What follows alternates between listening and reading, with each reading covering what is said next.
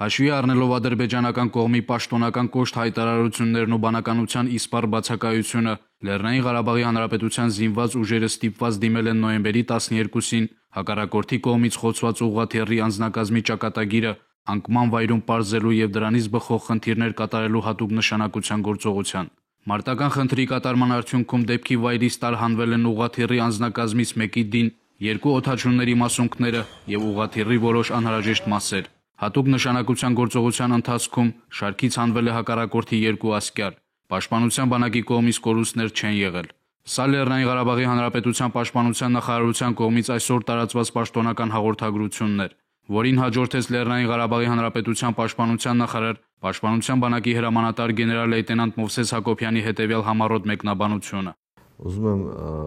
տեղեկացնել, հիշեցնել, որ ուղղաթիռը խփվել է ամսի 12-ին եւ մինչեւ վերջին ժամանակներս մենք օգտագործելով Կարմիր խաչի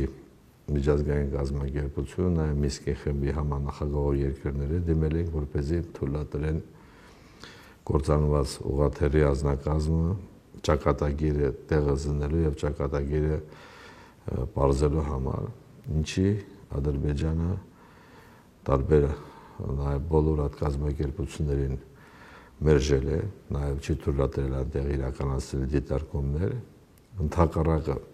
անընդհատ փորձել է քարակի տակ բարել այդ հատվածը եւ ինչու՞ չէ նաեւ քանի որ ուղղաթիռը շատ մոտ է եղել իրենց դիրքից, նաեւ տարահանել